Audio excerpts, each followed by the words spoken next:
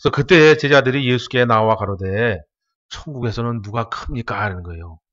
그래서 이것은 이제 마가복음에도 있고 누가복음에도 같은 사건의 이제 문장이 또 사건이 이제 등장을 합니다. 그래서 거기서 보면 이제 예수님은 요마침 가시고 제자들이 서로 그러는 거예요. 야, 그래도 내가 예수님 먼저 만났고 내가 예수님한테 사랑도 더 받았으니까 천국 가면 나는 왕이고 너는 장관이야. 알았지? 내가 더 커. 막 그러는 거예요.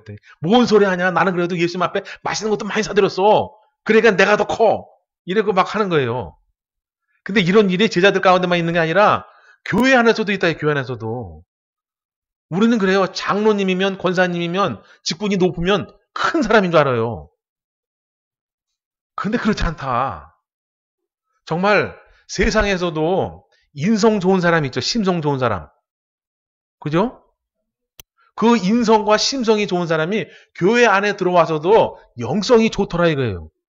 제가 여지껏 이렇게 논문은 안 썼지만 이렇게 연구해 보면 세상에서도 교육을 잘 받은 사람이 교회 안에 들어와서도 교육이 잘 돼요. 진짜 그래요. 그래서 세상의 교육도 중요하고 교회 안에서 교육도 중요하다. 근데 세상에서 교육이 안 된 사람이 교회 안에서 교육을 시키려니까 목사님이 엄청 머리가 빠진다 이거예요. 근데 예수님이 그 얘기를 딱 듣고 한 번에 딱 정리해 주신다 이거예요. 너 천국에서 크고 싶냐? 그러면 이렇게 하면 돼. 그거 이렇게 하는 것이 뭐냐? 진실로 너에게 이르노니 돌이켜 어린 아이들과 같이 되라 그래요. 그래서 다른 복음서에는 어린 아이 하나를 이렇게 데리고 와서 무릎에 앉히시고 다 이렇게 본보기로 실제 이 어린 아이처럼 돼야 네가 천국에서 큰 자야. 또는 이 어린 아이를 잘 섬겨야 네가 천국에서 큰 자야. 이렇게 이야기해 주신다 이거예요. 도대체 이 어린 아이를 육신적으로만 해석해서는 안 된다. 이것을 영적으로 해석할 필요가 있대요. 영적으로. 그래서 이 어린아이를 영적으로 해석하면 신앙이 아직 덜 성숙된 사람을 이야기한다. 하나님을 아는 부분, 하나님을 이해하는 부분이 적은 사람을 이야기하는 거예요. 그래서 그 사람이 신앙이 잘 성숙하고 잘 클 때까지 옆에서 도움의 손길이 필요하다 이거예요. 그래서 신앙이 어린 사람이 잘 클 수 있도록 돕는 자가 천국에서는 큰 자가 되겠다. 이거예요.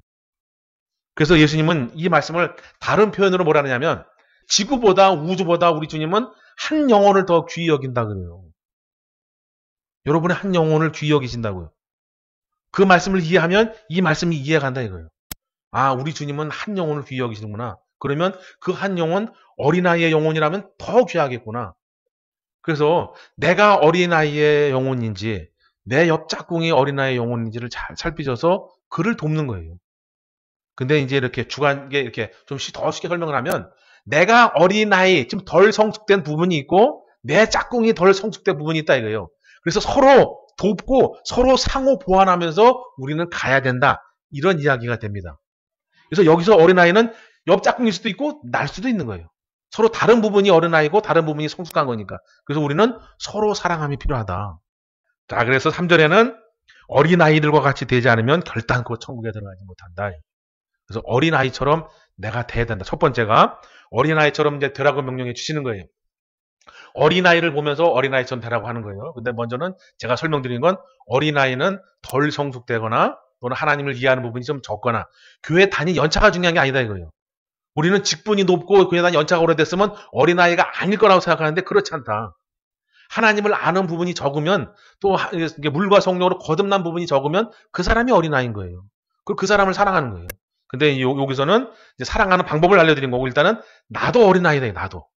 그래서 나도 신앙이 어느 부분이 좀 어린 부분이 있고 어느 부분이 주님의 마음을 잘 헤아리지 못하나 이런 부분을 찾으셔야 된다. 아시겠죠? 그래서 내가 어린아이의 같은 모습이 어디 있나 잘 찾고 찾아야 되고 또는 반대로 말하면 어린아이는 도대체 어떤 모습을 갖고 있길래 이 어린아이처럼 되라 그러시는가 그런 부분도 찾으셔야 된다. 일단 어린아이는 우리 주님이 말씀하시는 어린아이는 뭐냐? 세상에 사상적, 생각적 때가 묻지 않았다 이거예요. 왜냐하면 접한 것이 많지 않기 때문에 이 어린아이가 접한 환경은 부모 그늘 아래 있는 거잖아요. 그죠? 그냥 부모님이 아래서 이렇게 그러니까 많이 본 것이었기 때문에 마음의 때가 생각의 때가 덜 묻었다 이거예요. 그러면 우리는 늦었냐? 그렇지 않죠. 우리도 생각을 주님의 생각으로 바꾸시면 된다.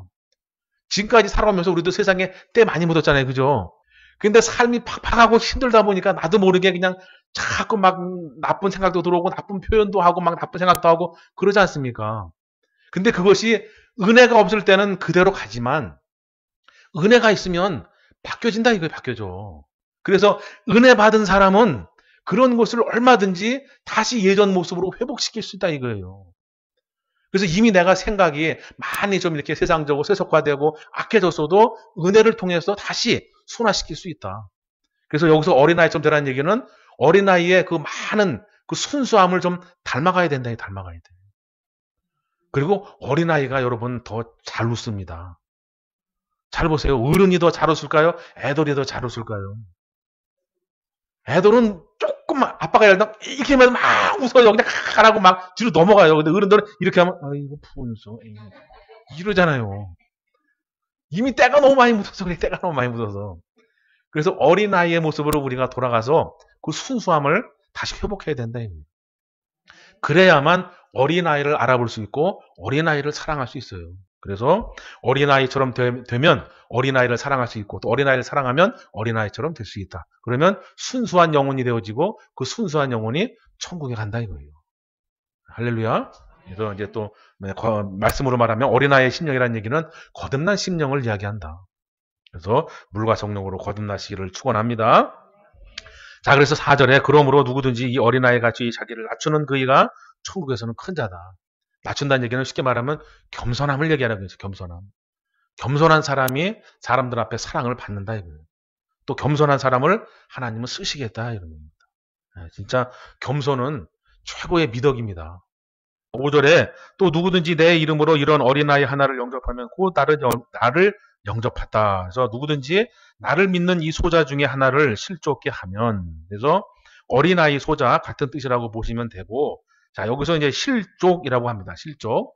한문으로 그대로 풀이하면은 뭐 발을 헛디뎌서 넘어지다 라고 하는 뜻인데, 그 실족만 가지고는 이 6절을 온전히 설명할 수가 없습니다. 설명하기엔 단어가 너무 부적절하다.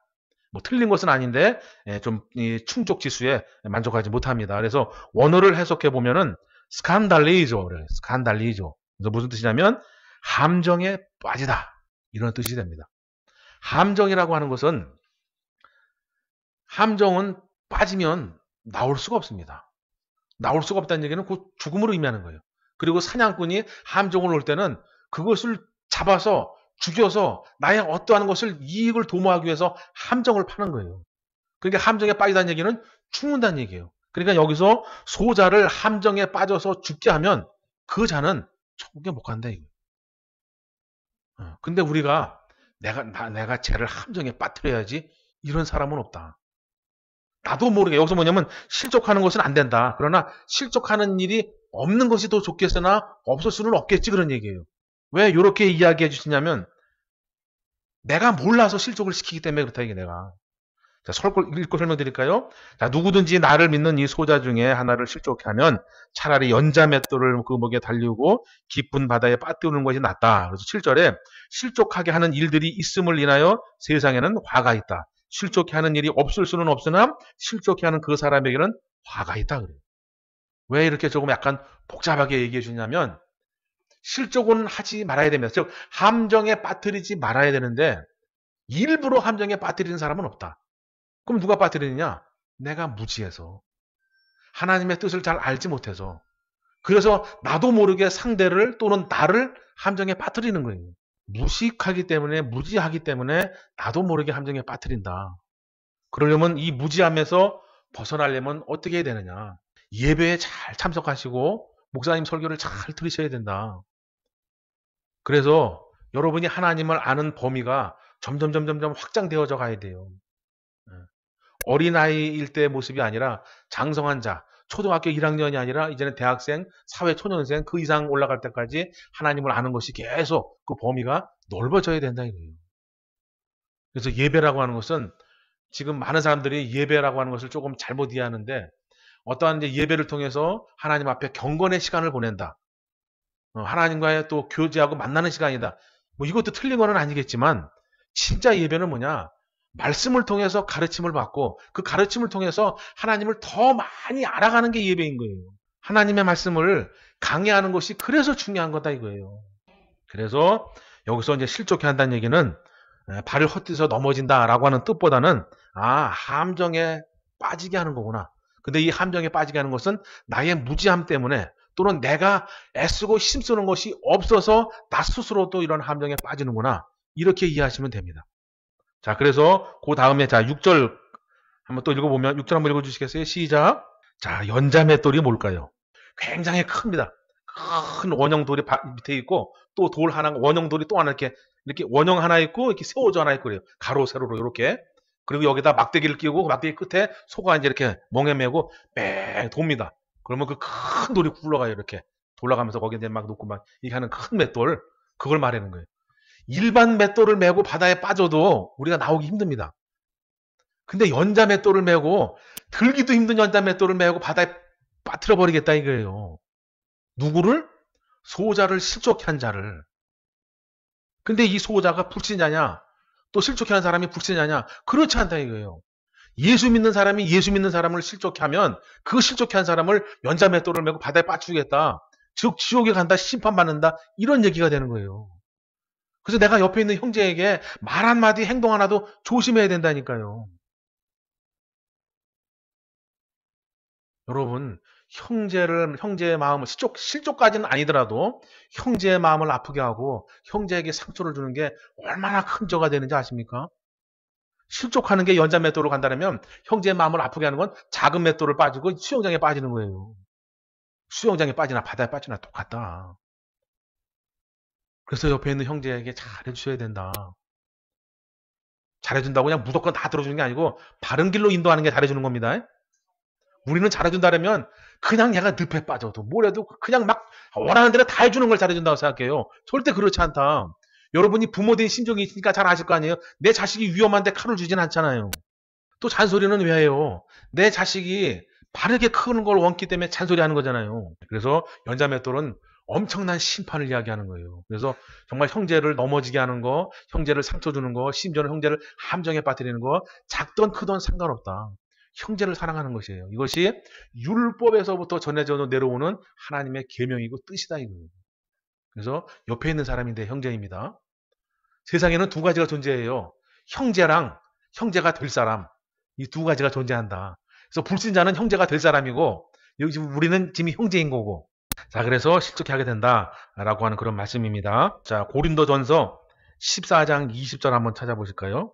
예, 이 말씀을 그대로 받으시기 바랍니다. 지혜는 아이가 되면 안 된다 이거예요. 지혜. 근데 일단은 첫 번째, 알려고 하는 것이 있어야 된다. 알려고 하는 거. 알 권리를 100번 살리시라 이거예요. 그래서 궁금한 것이 있고 이해 안 가는 것이 있으면 목사님을 괴롭히시라니까요. 난 이게 이해가 안 간다. 저게 이해 안 간다. 이거 좀 알려달라고 괴롭히셔야 돼요. 그래서 지혜는 장성한 자, 즉 여러분이 계속해서 하나님의 말씀을 궁금해하셔야 된다. 그리고 아이가 되는 것이 아이가. 악에는 아이가 되라 이거 악에는. 네? 악에는. 악이 뭔지는 아시겠죠, 그죠?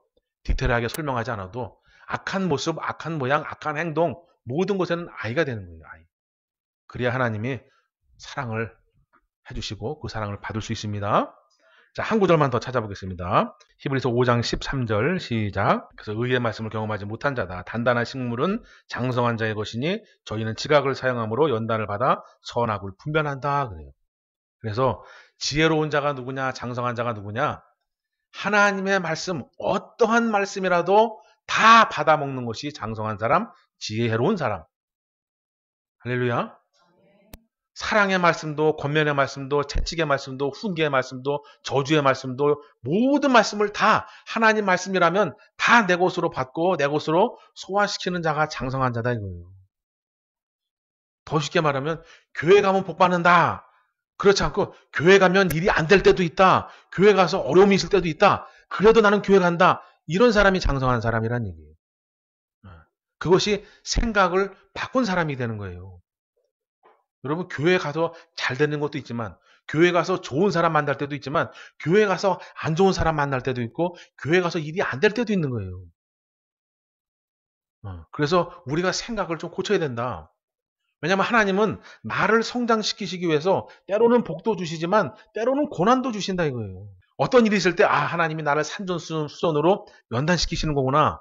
야, 그러면 나도 이제 어린아이가 아니라 장성한 자가 되어가는구나. 이런 깨달음이 오셔야 된다. 할렐루야. 그러면 그 어려움을 이기고 나면 그때 또 새로운 하나님의 축복이 임한다니까요. 어린아이가 받을 때 복하고 어른이 받을 때 복하고는 달라요. 그래서 우리는 어린아이가 아니라 장성한 사람이 돼서 하나님의 큰 능력, 그 안에 뭐 물질의 능력도 있고 건강의 능력도 있고 여러 가지가 있겠죠. 이런 능력을 받는 것이 진짜 복이다 이거예요. 그래서 어린아이는 무지한 사람이 어린아이다. 장성한 사람은 여러 가지 말씀을 골고루 소화시키는 사람, 그 사람이 장성한 사람이다. 그래서 저와 여러분은 장성한 사람이 됐으면 좋겠다.